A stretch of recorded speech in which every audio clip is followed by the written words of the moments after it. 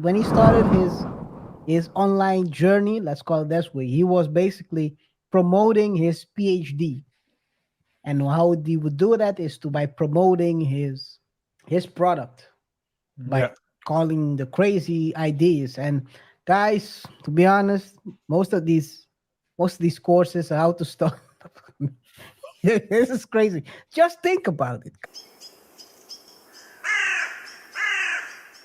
That's basically a program that he has that focuses on more. It's more one-on-one, I believe, or it's a The smaller war room group. is it's more like a smaller group of Yeah. guys that basically think about strategies to increase both financially and also Yeah. mentally. So Yeah. I To think be it's successful in life. mhm. And Tate University was more targeted towards specific skills like social media, yeah. helping Yeah. you start a business and all that Yeah. stuff. And so, but more and more, of course, when people, because state is controversial, people started to dig. You started to dig to see who is this person. And so CoffeeZilla started with the whole Tate University, War Room, etc. But it was also, and he talks about it as well, because he was never closed. He never hit it. But No, I actually, believe, it's the opposite. We yeah, will look up a couple of yeah, videos. because He he was had, wild with it. yeah. But from what I saw, uh, what I saw back then isn't what I'm seeing now. But he did say that he had like two casinos, and casinos, Eastern Uh, Europe. uh, You need to. I mean, it can be frowned upon. And he also talked openly about the fact that other people who have casinos are basically, I don't know if he used the word mafia, but he did insinuate it. And so a if you had to ask permission to establish your casinos, you know, it's not for free. That's what I would think. And it was also known that he had cam girls. He had a company of cam girls. But now, as the story developed, and we're gonna talk about, the KaiR's gonna talk more about that, because I just basically wanted to, put the context, place the context exactly for what we're gonna talk about. But the war room, apparently things have leaked, KR. yeah, it's crazy. The guys go watch that edit by Abba and Preach. Great edit, guys. The whole edit is crazy. Yeah. Yeah, they were talking about how he was basically isolating him, as they already mentioned. You can see the post the messages he was posting to her, the responses from her. In addition, you can see with each text, you basically see how the play was developing Yeah. and how he was basically moving her towards what he wanted. Yeah. To the First, you eliminate, but that's something, KR, that's something that abusers do, like physical, Mhm, aggressors, physical, but mhm. also emotional. The first thing you do, because sometimes you ask yourself, why doesn't that person leave the abuse? Why are Mhm. you with a abusive boyfriend or abusive girlfriend and you stay? But oftentimes, what happens is that the abuser tries to make himself or herself seem like the best things Jesus. since, yeah, the Jesus, basically the savior, the best thing since sliced bread, and would gradually eliminate people from your circle. Yeah, don't just friends, don't trust your friends. Your parents, they don't want the best for you, they're jealous. Your sister. And so when, at the moment that you have eliminated everyone around you, that person basically has all power over you, because you did everything to please that person, that deity. You basically elevated his status to a god status, basically, and you don't want, the savior, the god, to be mad. And that's when the abuse starts, or the manipulation starts. And Abba and Preach the, talk about, or show texts and Text, yeah, videos, and break it down. break it down perfectly. So yeah. There is another edit by these guys. I mean, this edit is even more can I say revealing? I mean, I've known a couple of things about Tate way before he became popular, guys. I have my ears, I got my ears to the streets. That's what you get when you're in your mama's basement. You have time. Yeah, you just put it against the wall. Yeah. Well, you put it against the floor, No, and before you know, you you're in find out you're not in the- in mama's basement. you're in the basement. You're in San Francisco. You were just hallucinating. Wow. You find out you're just hallucinating and you're in San Francisco hearing the streets. Keep it together, RJ.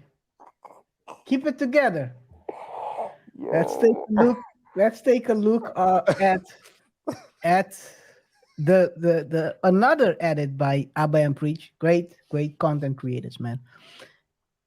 Let's take a look at the stuff Tate was saying. Is this also from Abba Preach? Yes. Okay.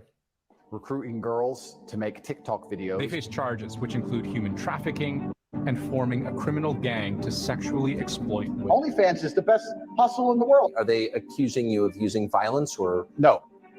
They're accusing me of using the lover boy method, coercing them by being nice. I don't mention webcam until after I've had sex with the girl.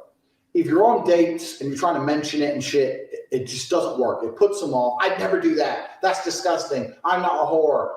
It's just not gonna work. You continue as normal, no mention of webcam. You fuck the girl. After you fuck the girl, you do the PhD test. So yeah, on corporatetape.com, I have my PhD program, and that is PhD is a pimp and hose degree. Clever. And that teaches basically how I got girls, how I met girls, how I got girls to like me, how I got girls to fall in love with me to work on webcam for me. And you're always working. Why don't you work for me so we spend more time together? Work for you doing what? So I'll have a webcam business. Oh, I don't want to do that. So, okay, I know you don't want to do that, but listen, come, let's have a meeting. Let's just talk about it. If you don't want to do it, don't do it. Fine. But let me explain it to you properly. In fact, I'll bring one of the girls who works for me. Your bottom bitch is the one who does the selling. You don't do the selling. The girl has to hear it from a girl. And this is where your bottom bitch has to be trained. That's why I said it's so important to have a good first girl.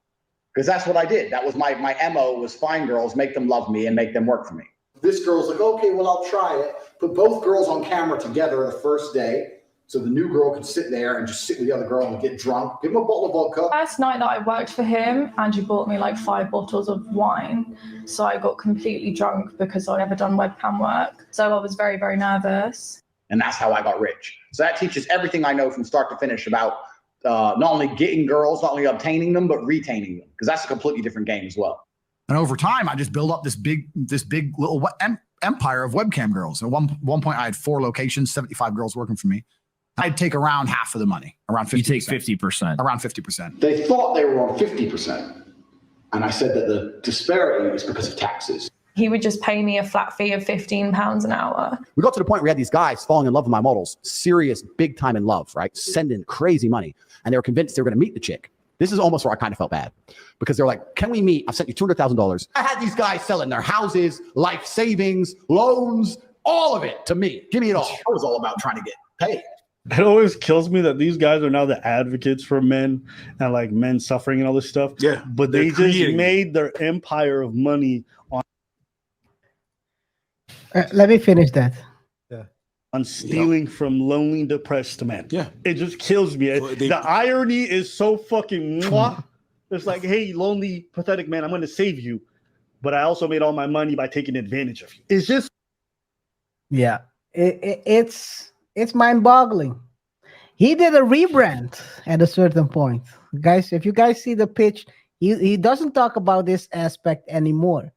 He started off when he started his online journey. Let's call it this way. He was basically promoting his PhD, and how he would do that is by promoting his product by calling the crazy ideas. And guys, to be honest, most of these courses are how to start.